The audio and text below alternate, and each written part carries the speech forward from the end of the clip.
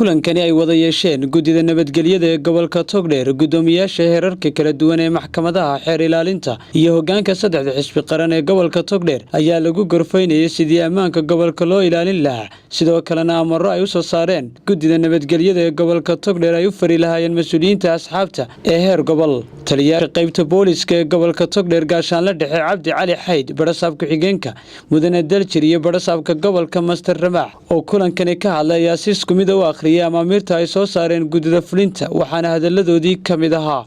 guud ahaan guddiga nabadgelyada saddexda maxkamadood ee darajada koowaad appeal court regional court iyo district court saddexda darajo maxkamadda xeer ilaalinta ciidamada iyo xeer ilaalinta maxkamadda gobolka xisbi qaran ee hawsha ayagu ku tartamayay saaxadda siyaasadda dalka loo yeero wixii awaamiir la gaarina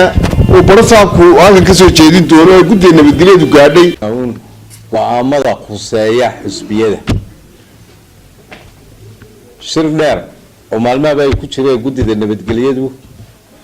waxay ku soo gaadheen go'aamo badan oo ah sidii loo fulin lahaa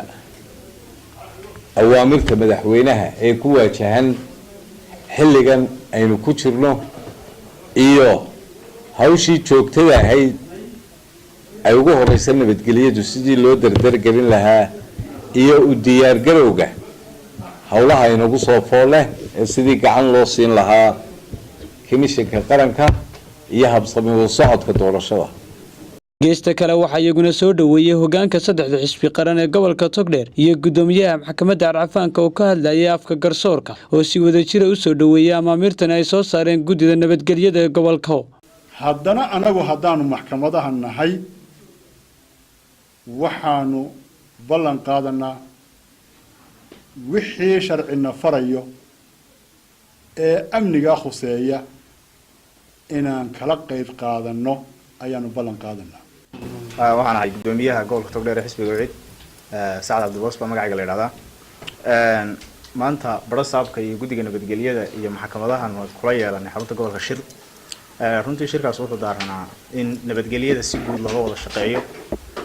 dhammaan waxyaabaha nabadgelyada caqabadaha ku ah oo dhan in la iska waxa weeye xisbiyadu ay ka fogaadaan ka xisbi ahaan anagu runtii qodobada uu soo saaray waxa weeye maamulka iyo guddiga nabadgelyada gobolka runtii waa ayidsanahay haddaanu nahay xisbiga kulmiye maamulkiisa gobolka waxaan ballan qaadaynaa shuruucda la soo saaray ama heer digreeto ama heer gobol inaanu sideeda u qaadano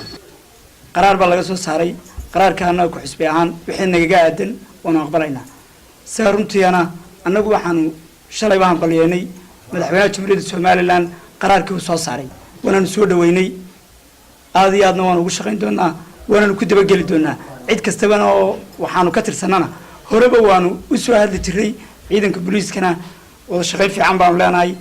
wixii aanu tabanayno waanu soo gudbinaa gacantayadana sharciga ku qaadan mayno laakiin waxaan doonaynaa amaawiirtaas soo baxday inay dadka wada qabtaan u sinaadaan barasaabka gobolka oo u sinaado xisbiyada qaranka sida madaxweynaha jamhuuriyadda Somaliland uu ugu siman yahay Khadar Cabdirasaaq Salebaan Khadar Hanad Bulsha TV Burco.